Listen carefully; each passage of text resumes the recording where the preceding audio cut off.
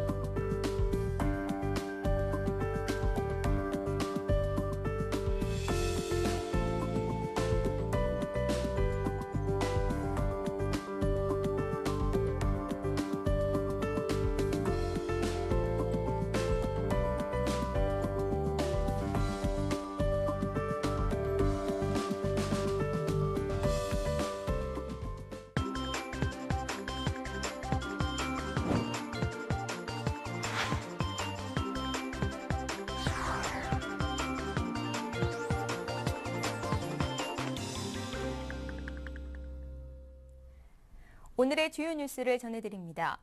지난해 국내 전체 가구의 절반 이상이 금융 부채를 진 것으로 나타났습니다. 통계청과 금융감독원, 한국은행이 공동으로 발표한 2011년 가계금융조사에 따르면 우리나라 전체 가구의 56.2%가 금융 부채가 있는 것으로 조사됐습니다.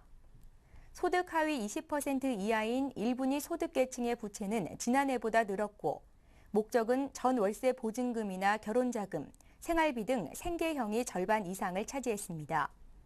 반면 소득 상위 계층은 빚을 진 이유가 부동산 구입 목적이 많았습니다. 한해는 이자만 내던 주택담보대출의 원금 상환이 본격적으로 시작됐다며 특히 올해와 내년에 담보대출의 절반가량이 만기가 도래하거나 거치 기간이 종료되므로 유의할 필요가 있다고 설명했습니다. 국제신용평가사인 무디스가 한국의 국가 신용등급 전망을 안정적에서 긍정적으로 상향 조정했습니다.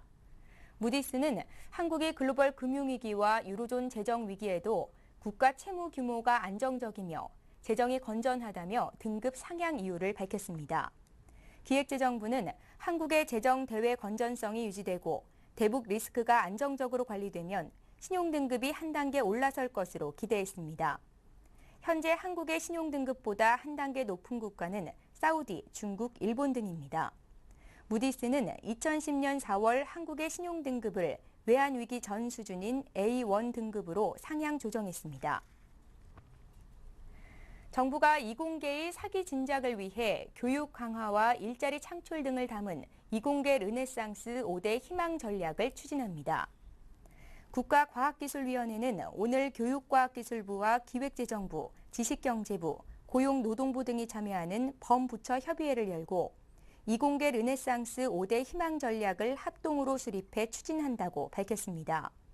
5대 전략에는 이공계 교육과 연구의 창의 융합적 체질 개선, 이공계 청년 일자리 창출, 재직자의 고용 보장 및 인력 유동성 강화, 글로벌 네트워크 활성화, 이공계와 사회 간 소통 강화 등입니다. 이에 맞춰 올해는 시장 수요에 맞는 인력 양성 사업을 강화하고 기업의 연구개발 인력에 대한 재정 지원을 늘리기로 했습니다. 오는 5월부터 기존 고금리 학자금 대출을 저금리로 전환해주고 재활 의지가 있는 청년에게는 생활자금이 지원됩니다. 이명박 대통령은 오늘 오전 라디오 연설을 통해 이같이 말했습니다. 이 대통령은 정부가 은행권 기부금 500억 원을 보증 재원으로 해서 고금리 학자금 대출을 낮은 금리로 전환해 줄 것이라며 자활 의지가 있는 청년들을 대상으로 긴급한 생활자금도 지원하도록 하겠다고 말했습니다. 이 대통령은 일부에서는 서민금융을 이용한 뒤 제때 갚지 않을까 걱정하는 분들이 있다면서 하지만 서민금융이라고 하는 것은 기본적으로 따뜻한 마음을 가지고 하는 것이라고 생각한다고 강조했습니다. 지난달 소비자 물가 상승률이 19개월 만에 처음으로 2%대로 떨어졌습니다. 통계청이 발표한 소비자 물가 동향에 따르면 3월 소비자 물가 지수는 지난해 같은 달보다 2.6% 오르고 전월보다는 0.1%포인트 내린 것으로 나타났습니다. 전년 동월 대비 상승률은 2010년 8월 2.7% 이후 처음으로 2%대로 내려왔습니다. 최근 상승률은 지난해 11월에서 12월 4.2%대로 급등했다가 지난 1에서 2월 3%대로 낮아졌습니다. 그러나 석유류를 포함한 공업식품, 농축수산물, 전기, 수도, 가스 품목이 강세를 보이고 있고 생활 물가지수가 지난해 같은 달보다 2.0% 오르는 등 서민들의 체감 물가는 여전히 높은 것으로 나타났습니다. 북한 노동당이 오는 11일 당 대표자회를 열고 김정은 당 중앙군사위원회 부위원장을 당 총비서에 임명할 전망입니다.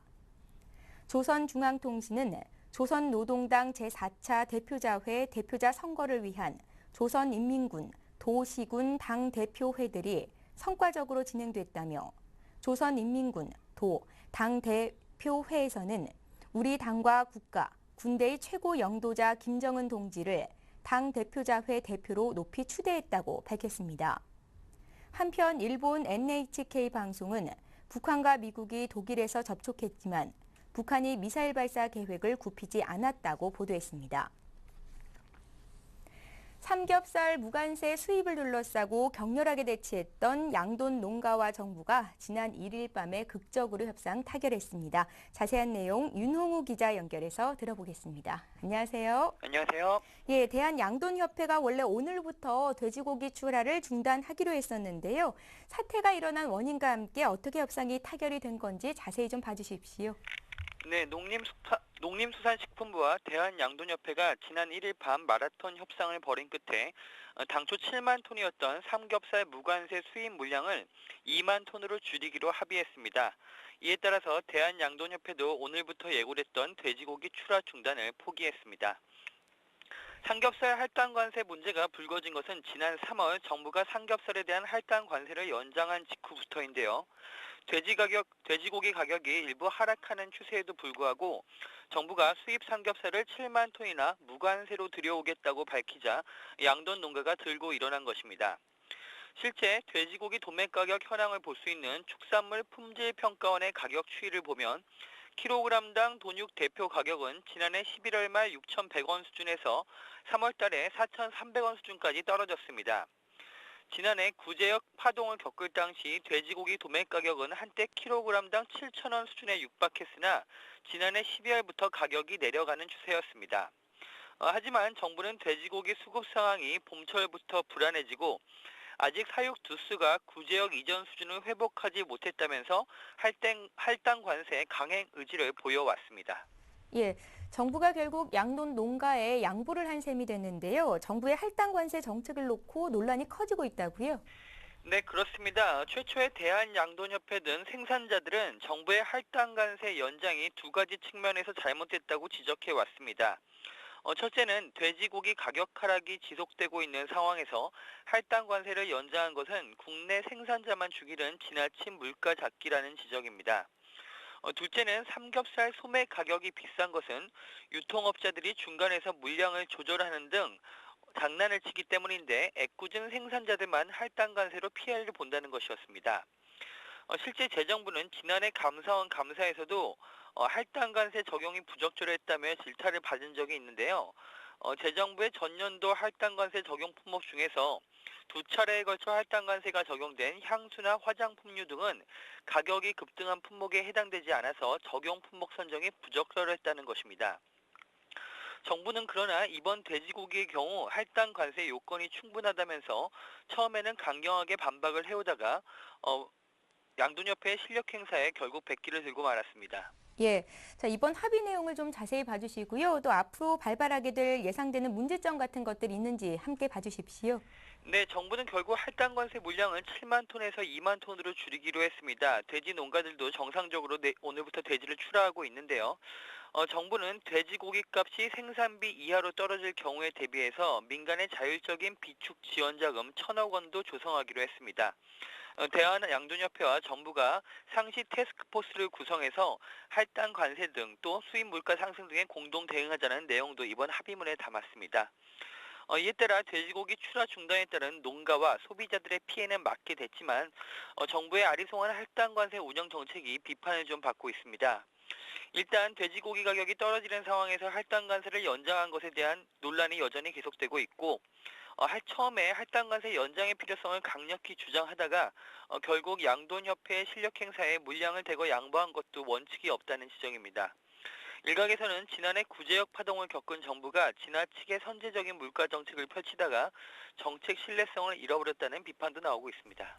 예, 경제부의 윤홍우 기자와 함께 양돈 농가와 정부의 협상 내용에 대해 자세히 짚어봤습니다. 잘 들었습니다. 네.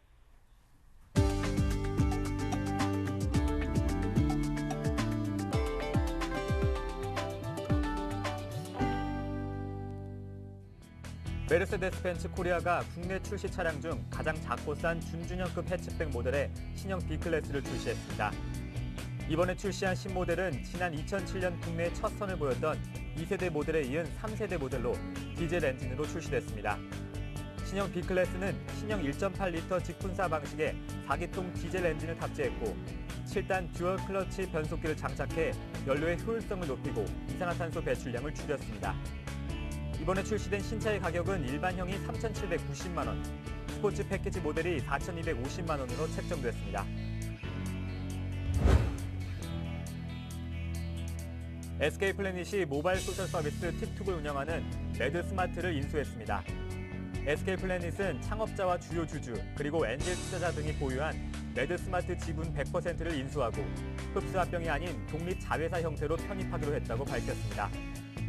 SK플래닛은 매드스마트를 통해 글로벌 모바일 소셜 서비스를 선보이며 해외 무대를 공략한다는 전략입니다. 롯데그룹이 내일부터 상반기 신입사원 채용에 나섭니다. 롯데는 신입공채 1,000명과 학예 인턴 700명 등 총 1,700명을 채용할 계획이라고 밝혔습니다. 신입공채는 내일부터 12일까지, 학예 인턴은 오늘 5월 15일부터 24일까지 롯데 채용 홈페이지를 통해 온라인으로 지원하면 됩니다. 모집 분야는 식품, 관광, 서비스, 유통, 유화, 건설 제조, 금융 등 총 7개 부문 38개사입니다. 동부로봇이 지능형 로봇 호비스 시리즈 3종을 출시했습니다. 동부로봇은 지난해 11월 출시한 호비스 라이트의 기능과 형태를 대폭 업그레이드한 호비스 에코, 호비스 지니, 호비스 앱 등 3종의 지능형 서비스 로봇을 연이어 출시한다고 밝혔습니다. 지능형 서비스 로봇 호비스 시리즈는 교육, 육아, 엔터테인먼트, 보안, 방범, 비서 등 다양한 분야에서 활용됩니다. 예, 오늘 센 경제 현장이 준비한 소식은 여기까지입니다. 저희는 내일 오후 5시 30분에 다시 찾아오겠습니다. 고맙습니다.